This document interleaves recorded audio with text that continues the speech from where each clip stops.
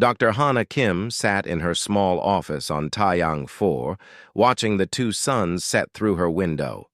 The orange and purple light painted the walls of her research station in warm colors. She had been working on translating ancient Karathi texts all day, and her eyes were tired. The colony of New Seoul was quiet tonight. Most people were having dinner with their families. Hana lived alone.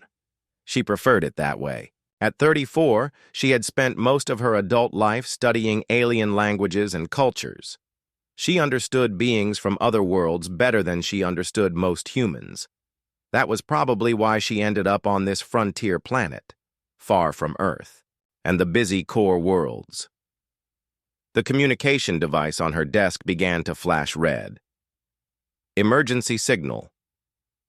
Hana frowned and pressed the accept button.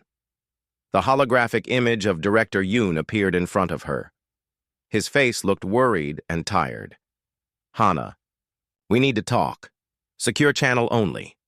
She switched to the encrypted line. What's wrong, Director? How quickly can you get to Earth? Earth? That would take at least 3 weeks by the fastest ship. Why would I need to go to Earth? Director Yoon was quiet for a moment. The Galactic Council has called for a hearing about humanity. They want to review our membership in the Federation. Hana felt a cold feeling in her stomach. That doesn't sound good. What kind of review? The kind where they decide if we're still welcome in galactic society, or if we're too dangerous to be allowed to leave our home system. She stood up from her chair. Dangerous? What are they talking about? Humans have been model citizens for 50 years. We follow all the treaties and trade agreements. Apparently that's not enough anymore. Several species have filed complaints against us. They say we're expanding too fast, that we don't respect traditional boundaries, that our military forces are too aggressive. Hana walked to her window and looked out at the peaceful colony. Children were playing in the streets. Families were sitting on porches, talking and laughing. These people didn't look dangerous. They looked like people trying to build a good life on a new world. I still don't understand why you're calling me. Shouldn't Ambassador Chen be handling this? Or someone from the diplomatic corps? That's the strange part, Hannah.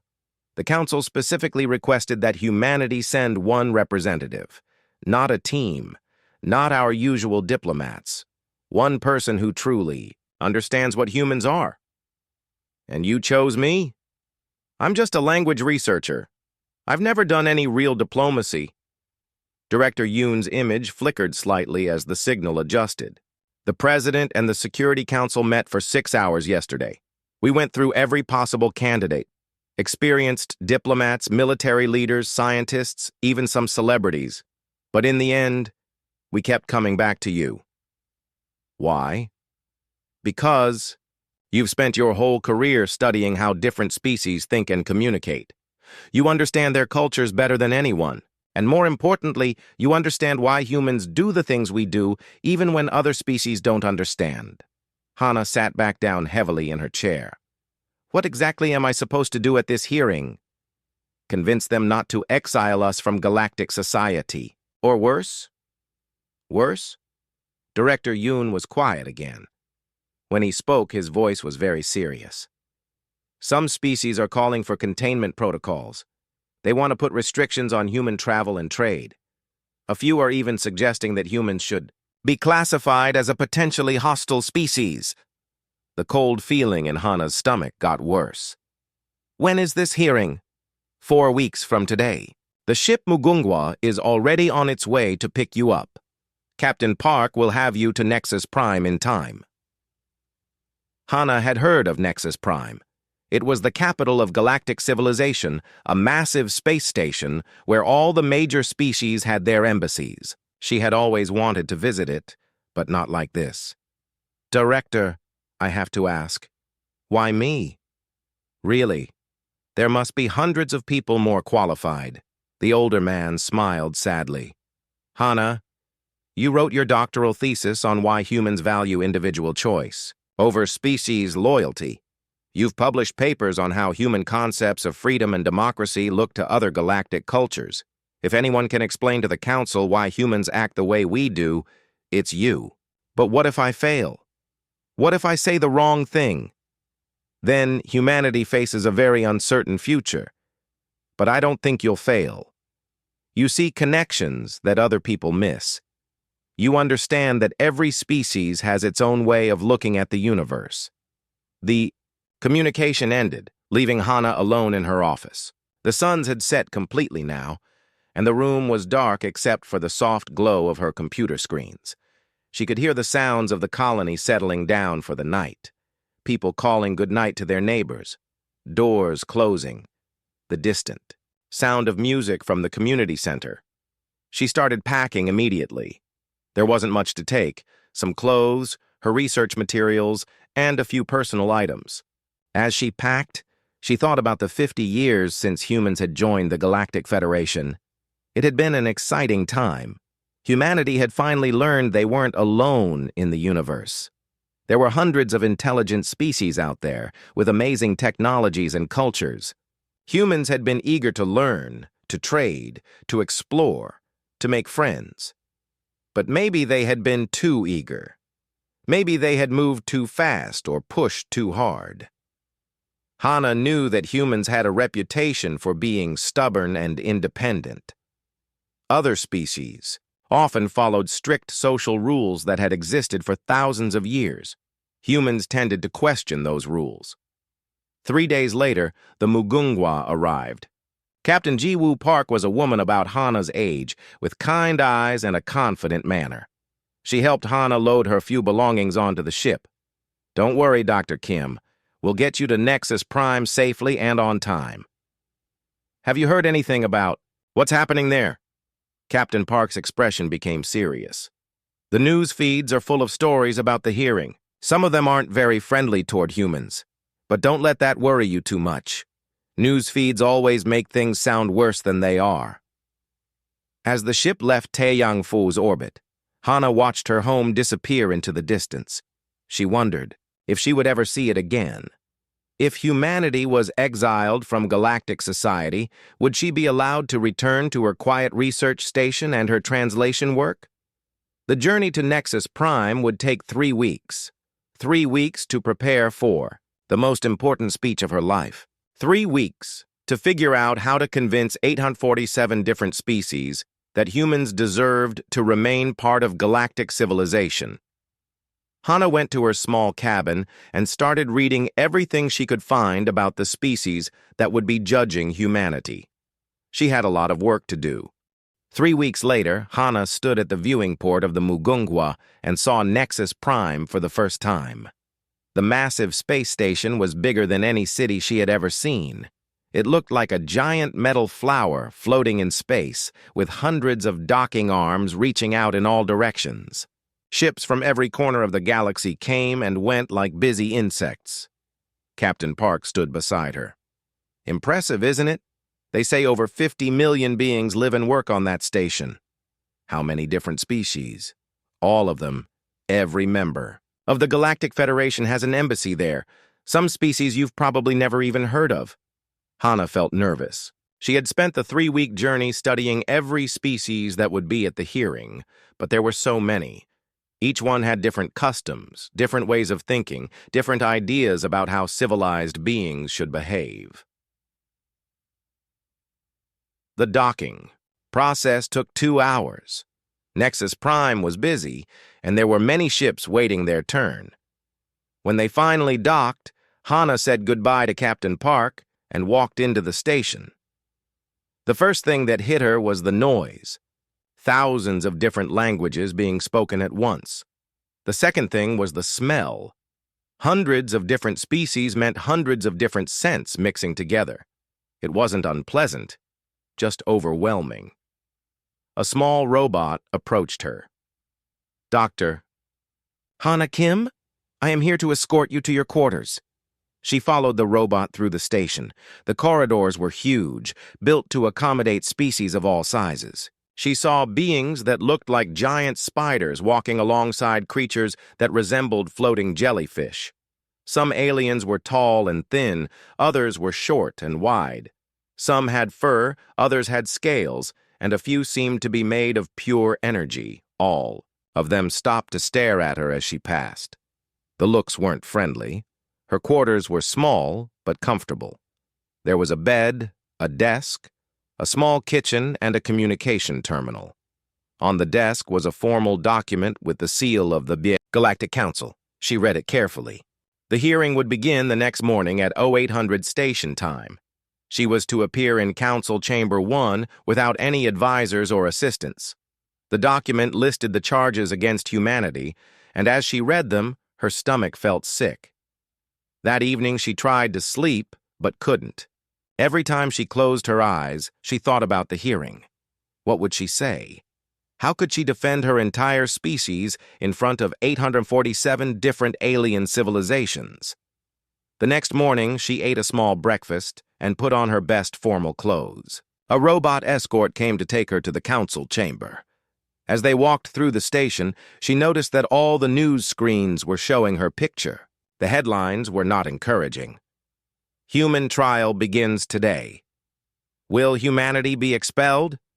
The most dangerous species? Council Chamber 1 was enormous. It was shaped like a giant sphere, with seats for representatives arranged in rings from bottom to top. In the very center was a small platform where she would have to stand. Above her, hundreds of alien faces looked down. Hana walked to the center platform. The chamber was completely silent. She had never felt so alone in her life. A tall, ethereal being floated down from the highest ring of seats. This was High Arbiter, Velthanis, of the Ethereal Collective. His body seemed to be made of silver light, and when he spoke, his voice echoed through the chamber. Dr. Hana Kim, of the human species. You stand before the Galactic Council to answer serious charges against your people. How do you plead? I'm here to answer your questions, High Arbiter. Very well, let the accusations begin. A massive creature that looked like a cross between a rhino and a robot stepped forward. This was Representative Korath of the Hegemony. His voice was deep and rumbling. Humans expand too quickly and aggressively. In 50 years, you have established colonies on over 200 worlds. You take systems that other species consider sacred or protected. You do not respect the traditional boundaries that have kept peace in the galaxy for thousands of years.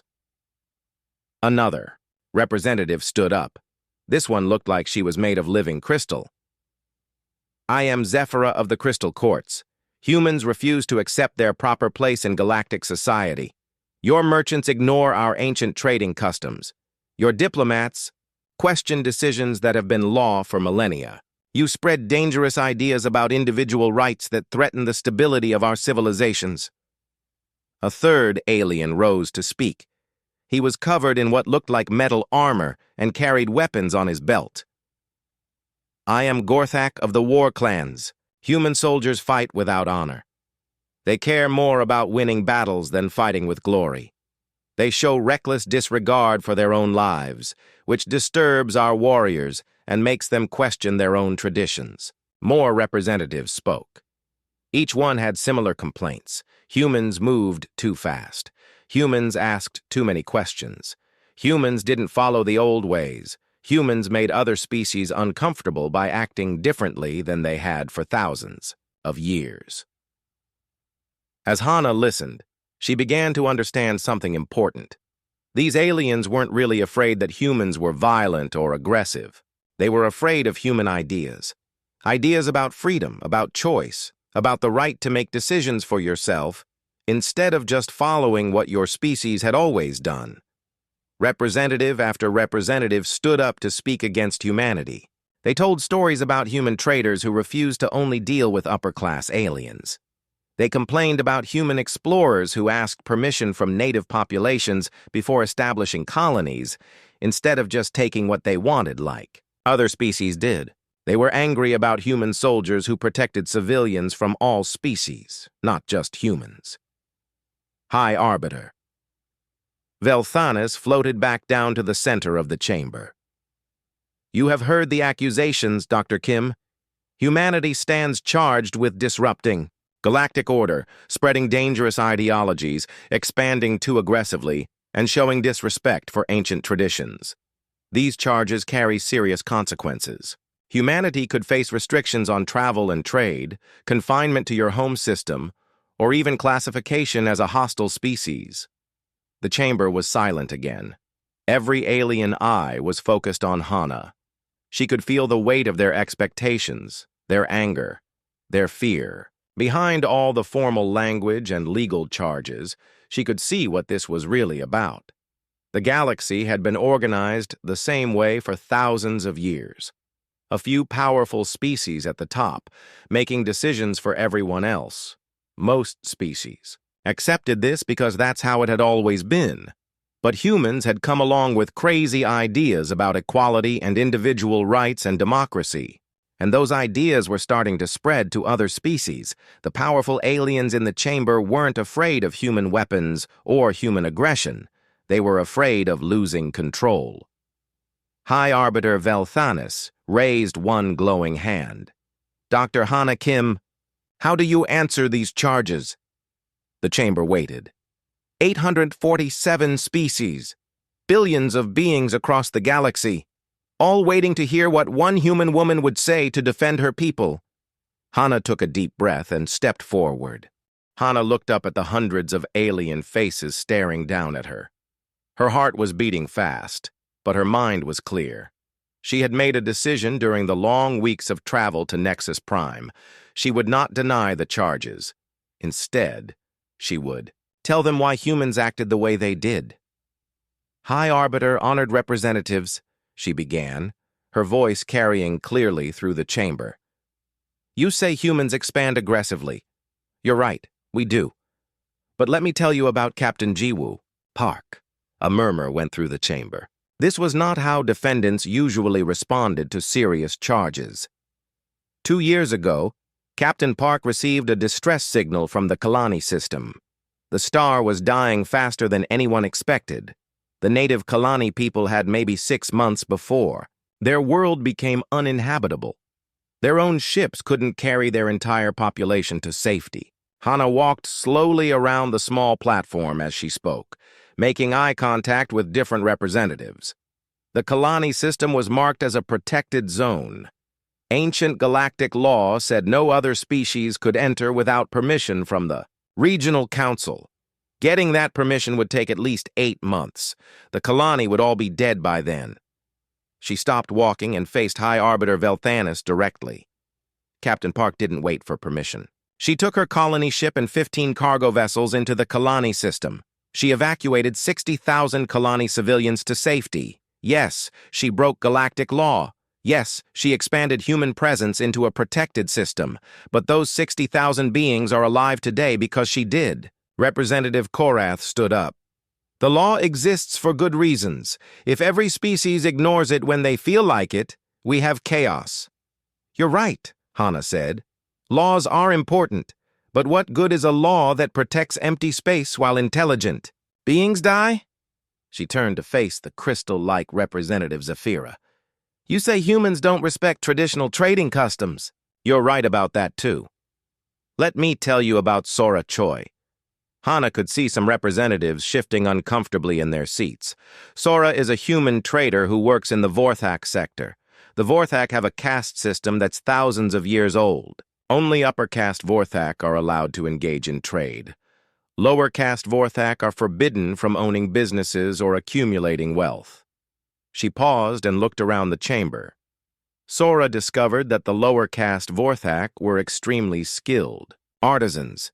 They made beautiful artwork and useful tools, but they were forced to give everything to their upper caste masters for free. Sora started trading directly with the lower caste Vorthak, paying them fair prices for their work. Representative Zephyr's crystalline form flickered with what might have been anger. Such behavior undermines social stability. These systems exist for reasons? Yes, they do, Hana agreed. They exist to keep some people powerful and others powerless. Sora's actions did undermine that system. Today, thousands of lower caste Vorthak have their own businesses and can feed their families. Is that wrong? The chamber was very quiet now. Some representatives were leaning forward, listening carefully. Hana turned to face the armored representative Gorthak. You say human soldiers fight without honor, that they show reckless disregard for their own lives. Let me tell you about Sergeant Minho Lee. Last year, there was a massive earthquake on the colony world of New Harmony. The planet has mixed population. Humans, Altarians, Crystallites, and Felvac all live there together. When the earthquake hit, it trapped hundreds of civilians in collapsed buildings. She could see that she had everyone's attention now. Sergeant Lee was leading a rescue team. They found a collapsed school with 47 children trapped inside, children from all 4 species. The building was unstable. Military doctrine said to wait for proper equipment and engineering support. That would take 6 hours. Hana's voice became softer, more emotional. The children didn't have 6 hours. Sergeant Lee crawled into the unstable building alone. He spent 4 hours pulling children out one by one, passing them to his team. On his last trip, the building collapsed. He was killed, but all 47 children survived. Representative Gorthak was silent. You say he showed reckless disregard for his own life. You're right. He cared more about those children than about his own survival. He broke military protocol and ignored orders from his superiors. Is that the kind of behavior you want to punish? High Arbiter Velthanis floated. Lower. Dr. Kim, these stories are touching, but they do not change the fact that human behavior disrupts established order. You're absolutely right, High Arbiter. We do disrupt established order. But I have a question for this council. Why does our behavior frighten you so much? The chamber erupted in angry voices. Several representatives shouted protests. High Arbiter. Velthanis had to call for order. When the noise died down, Hana continued speaking. I've spent 3 weeks studying each of your civilizations. I've read your histories, your laws, your social structures. And I've noticed something interesting. She walked to the edge of her platform, as close to the surrounding representatives as possible. Most of your societies are organized the same way. A small group of powerful individuals or families at the top making decisions for everyone else. The majority of your populations have very little say in how they're governed, what work they do, or how they live their lives. More angry voices started to rise, but Hana spoke louder. Humans believe something different. We believe that every intelligent being has the right to make choices about their own life. We believe that governments should serve their people, not the other way around. We believe that an individual's conscience matters more than ancient traditions. She looked directly at High Arbiter Velthanis. These ideas scare you, because they're spreading. Other species are starting to ask questions they never asked before. Why should they accept rulers they didn't choose? Why should they follow laws they had no part in making? Why should their lives be controlled by traditions that no longer serve them? The chamber was completely silent now. You say we're dangerous because we expand aggressively, because we don't follow your customs, because we fight differently than you do. But the real reason you want to exile humanity is because we represent something you can't control. We represent the idea that things can change, that individuals matter, that freedom is more important than stability. High Arbiter Velthanis's form flickered with energy. Dr. Kim, you make dangerous assumptions about this council's motivations. Do I? Hana asked. Then prove me wrong. Show me how many of your species allow their citizens to choose their own leaders. Show me how many let individuals decide their own careers, their own beliefs, their own futures. The silence stretched on. Finally, Hana spoke again. You want to judge humanity. Fine. But judge us for what we really are. We're not perfect. We make mistakes. But we believe that every being in this galaxy deserves the chance to determine their own destiny. If that makes us dangerous, then we accept that judgment. High Arbiter Velthanis called for a recess. As the representatives filed out of the chamber, many of them were talking quietly among themselves. Some looked angry, others looked thoughtful. But Hana noticed something else. Several representatives from smaller species were looking at her with expressions she hadn't expected. They looked hopeful. During the recess, Hana returned to her quarters feeling exhausted. She had said everything she could think of to defend humanity. Now she could only wait to see if her words had made any difference. She was preparing a simple meal when her door chimed. She opened it to find a small bird-like alien standing in the corridor. The creature had bright blue feathers and large, intelligent eyes. "Dr. Kim, I am Whistlesong of the Avian Collectives. May I speak with you privately?" Hana invited her in. Whistlesong looked around nervously before speaking. "What you said in the chamber today? About individuals having the right to choose their own lives. Do you really believe that applies to all species?" "Of course. Why wouldn't it?" Whistlesong's feathers ruffled with emotion. "Because in my society, only the nest leaders make decisions. The rest of us follow their commands without question. It has been this way for 3,000 years. But what do you think? If you could choose, what would you want for your people?" The bird-like alien was quiet for a long moment. I think many of us would choose differently than our leaders do, but we are not allowed to say such things." Before Hana could respond, her door chimed again. This time it was a plant-like being with roots instead of feet and leaves that moved like hands. "I am Deeproot of the Plant Consciousness Networks.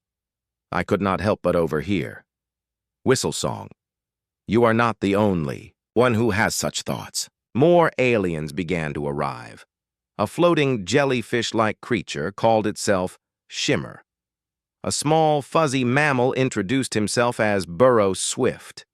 Within an hour, Hana's quarters were full of representatives from dozens of different species.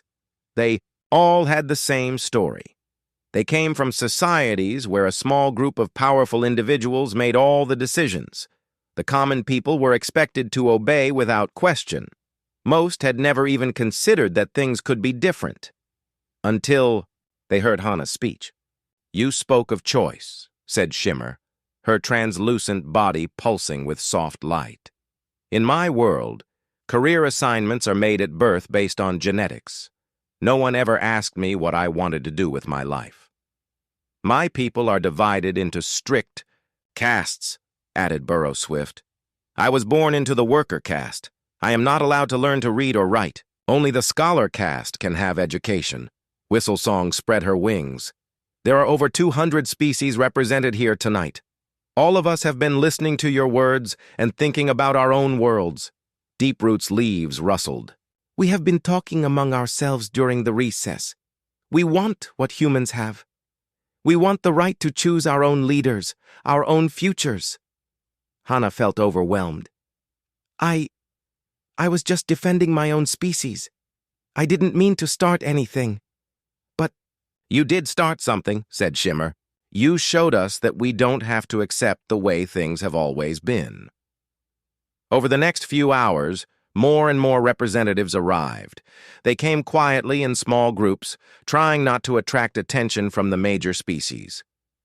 By the end of the evening, there were over 200 different species represented in secret meetings throughout that section of the station.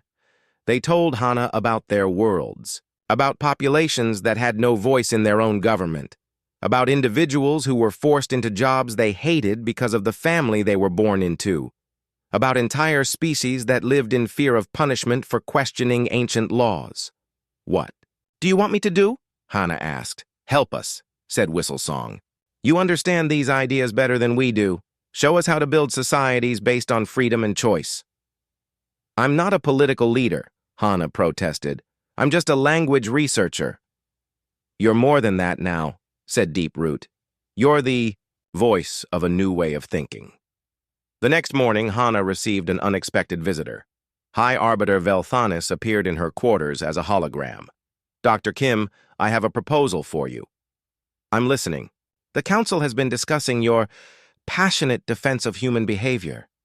Some representatives are concerned about the effects of your words on the more impressionable species." Hana felt a chill. "What kind of effects?" "It seems that certain minor species have begun to question their traditional social structures. This could lead to instability across many worlds." And the High Arbiter's silvery form flickered. I am prepared to offer humanity a special deal. Enhanced membership in the Federation, access to advanced technologies, preferred trading status, all charges against your species will be dropped. What's the catch? You must publicly retract your statements from yesterday. You must explain to the Council that humans accept the traditional galactic order and will not interfere with other species' internal affairs. Hana stared at the hologram. You want me to lie. I want you to help maintain galactic stability. These minor species you spoke with last night are not ready for the kind of freedom humans enjoy. Sudden changes could lead to chaos, even war. Or it could lead to billions of beings having better lives. Dr. Kim, I am offering to save your species from exile or worse.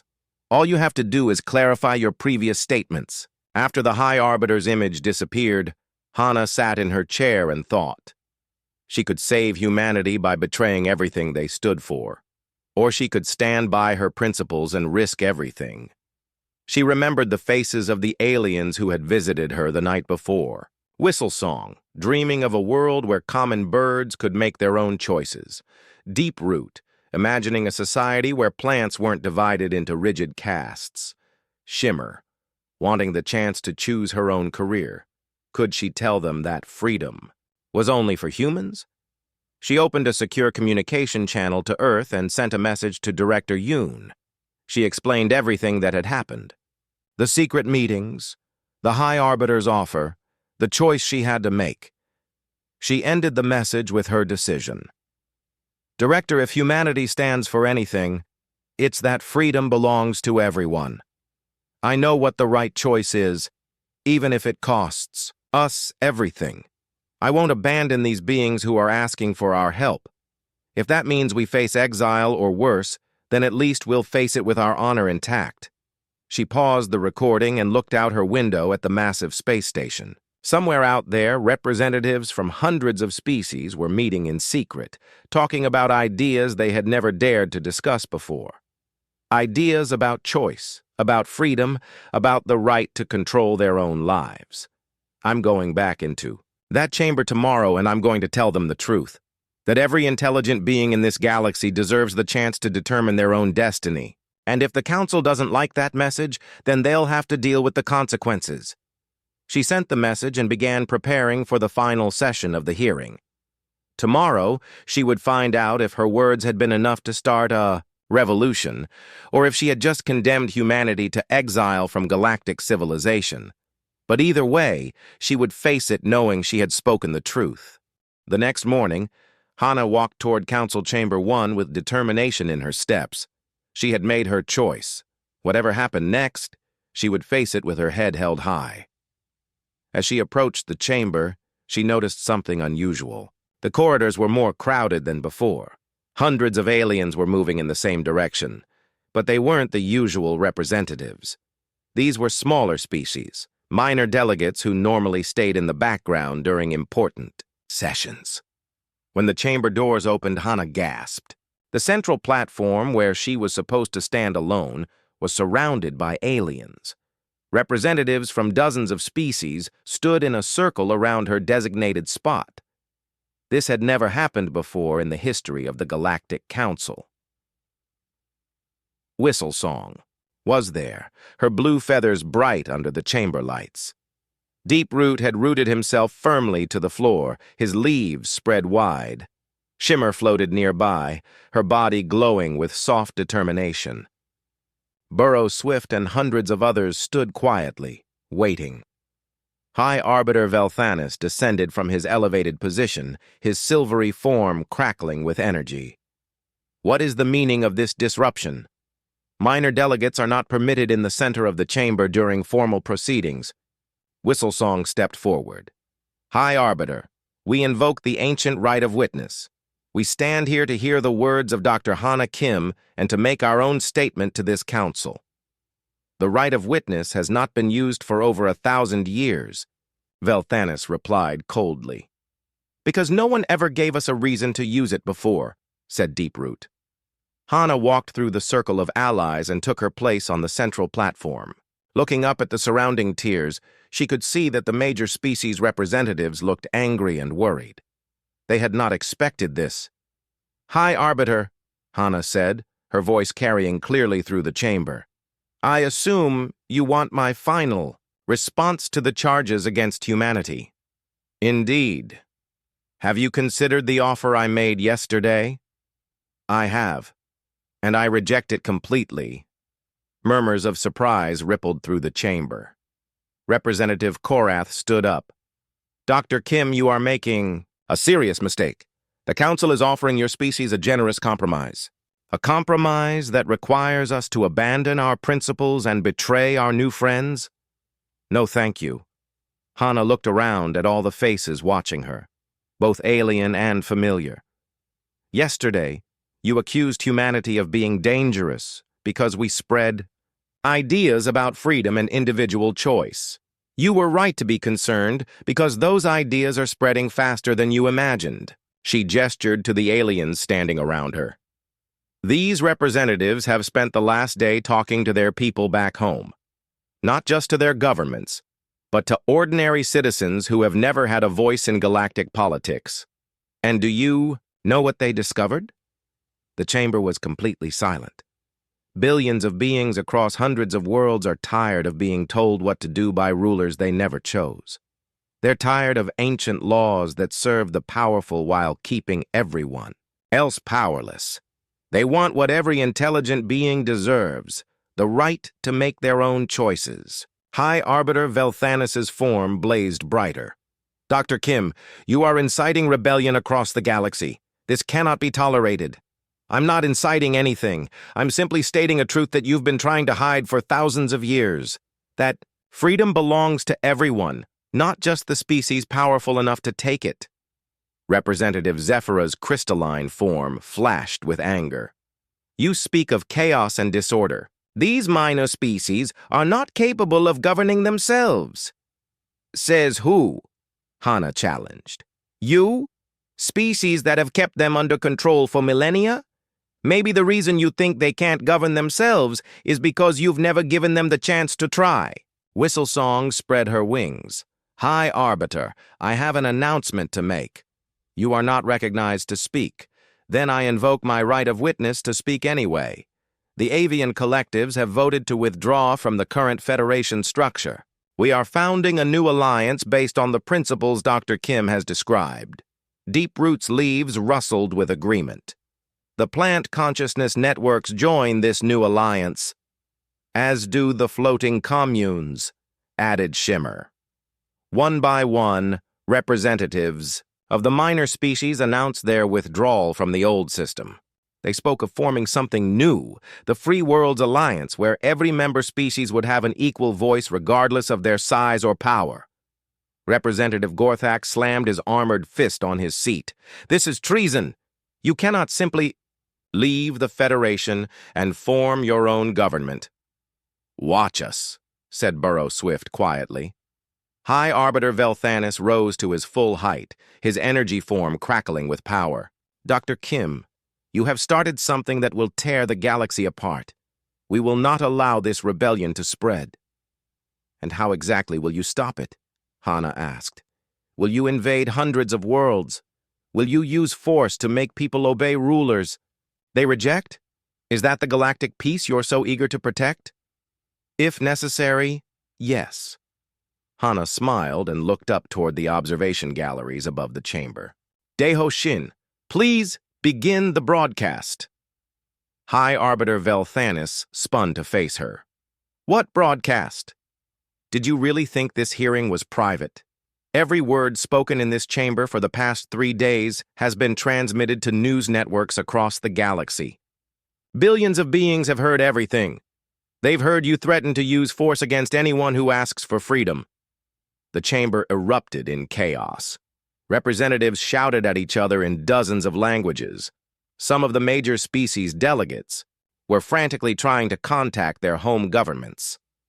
High Arbiter Velthanis demanded order, but no one was listening to him anymore. Hana spoke again, and somehow her voice cut through the noise. "Citizens of the galaxy, you have heard the truth. Your rulers are willing to use violence to keep you under control, but you don't have to accept that anymore. You have a choice. Over the next few hours, reports began flooding in from across the galaxy. On world after world, ordinary beings were standing up to their governments, not with violence, but with simple refusal to obey. Workers stopped working. Soldiers laid down their weapons. Citizens began organizing their own local governments.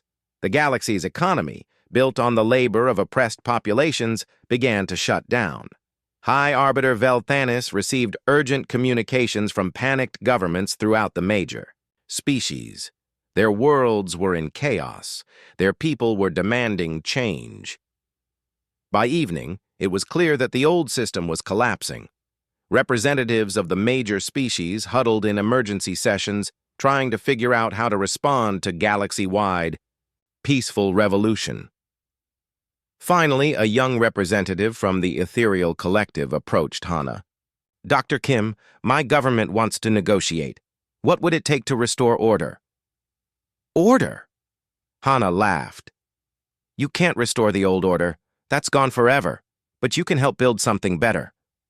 "What do you mean?" "Join the Free Worlds Alliance. Accept that all species are equal. Help us create a galaxy where freedom and choice are protected for everyone." One by one, the younger representatives began to approach. They spoke quietly with Hana and the minor species delegates. They asked questions about how this new alliance would work. Some of the older, more traditional representatives refused to participate. But as reports continued to arrive showing the complete breakdown of the old system, even they began to realize that change was inevitable. High Arbiter Velthanis was the last to approach. His ancient, powerful form seemed dimmed and tired. "Dr. Kim, you have destroyed a system that maintained peace for thousands of years." "No, High Arbiter. I helped expose a system that maintained control through oppression. Real peace can only exist when it's built on justice and freedom."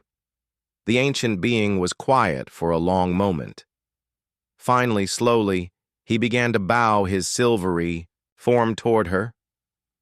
"Perhaps," he said quietly, "it is time for the galaxy to grow up." Other representatives began to bow as well, not to Hana personally, but to the idea she represented, the idea that every intelligent being deserved dignity, choice, and freedom. 5 years later, Dr. Hana Kim served as the first Secretary General of the Free Worlds Alliance. The galaxy was noisier now, more chaotic, sometimes more difficult to manage, but it was also more alive than it had been in millennia, and in the archives of galactic history, scholars recorded the day when one human woman stood alone before the most powerful beings in the galaxy and spoke a simple truth, that freedom belongs to everyone. The day the galaxy bowed not to her, but to the idea that all beings are created equal.